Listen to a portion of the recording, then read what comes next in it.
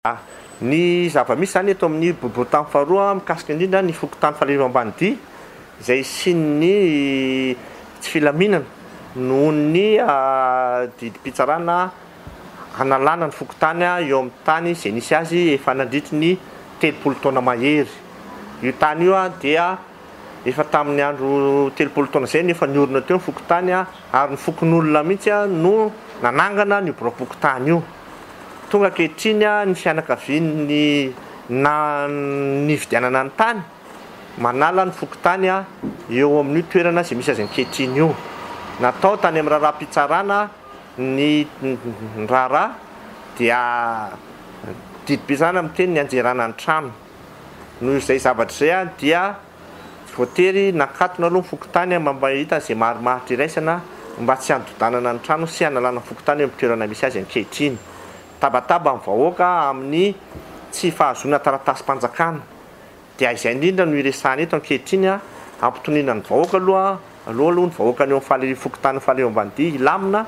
ary izay kosa eto anivon'ny commune urbaine Antananarivo amin'ny alalan'ny boriboritany faharoa ary ny filoham-pokotany sy ny birao aminy no mitady vahaolana amin'ny amahana indray ny olana izay mitranga ka dia manao antso avy zany izahay amin'ny fahefana mahefa fa raharaham-bahoaka no atao ary vahoaka no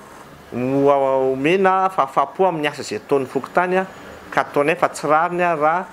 hoarodana ny fokotany ary hoazera amin'izao andro ilan'ny vahoaka taratasy-panjakana hiatrehana ny fidiran'ny mpianatra sy ny fanaovana fanadinana. Koa dia izahay dia hitady ny lalana rehetra ahafahana mitazona ny tany io sy ny trano-pokotany ho an'ny vahoaka ary dia angatanay ny fanjakana mahefa handray an-tanana izany ary izay dia tsy kely soroka koa miaro ny fananam-bahoaka sy ny tombotsoam-bahoaka amin'ny amin'ity raharaha izay mahakasika ny fokotany eto Fahalava ambanidia ity. Mila miara-miasa aminay zany ny fanjakana hiaro ny tombotsoam-bahoaka fa izahay koa dia miteny fa efa nividian'ny fokotany io tamin'ny fotoan'androny 30 taona lasa zahay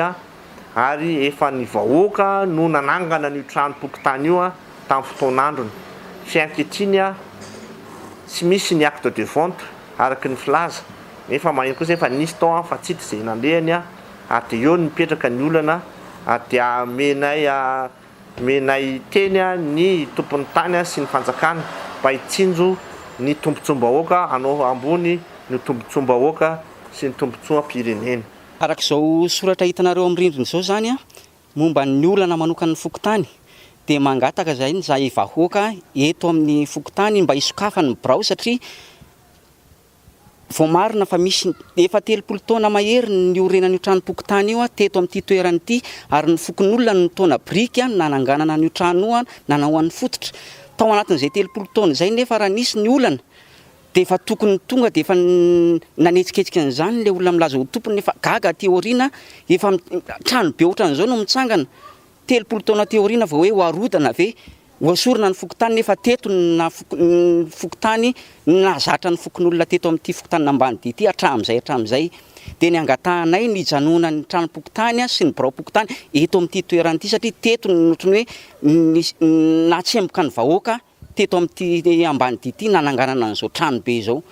ary raha ohatra ka tsy ara-dalàna ny nananganana an'izao trano be ohatran'izao tsy normal mihitsy raha ohatra hoe trano be ohatran'izao ny tsy ara-dalàna nefa averina miorina mandritra ny 30 taona. Dia izay no angatahanay vahoaka nisokafany birao satria be dia be ireo olona nivery-potsiny mikarakara taratasy hiditra zao ny mpianatra efa betsaka ireo le ray aman-drenin'ny mpianatra hikarakara taratasy ny mpianatra nefa midy ny birao noho n'le olana manokana izany hoe lasa victime le vahoaka nitsemboka nanao izay hitsanganan'le trano-pokotany sy ny birao dia ohatrany hoe hiala maina fotsiny izao ve nefa efa tena ny sasatra nanao izay azo atao ny tompona ndraika tamin'izany fotoana izany nitohizandreo taty aoriana ka dia mangataka izay vahoaka zany ny sokafan'izao birao zao nitazomana an'ity toerana ity ho an'ny fokotanina ambany ity tompoko.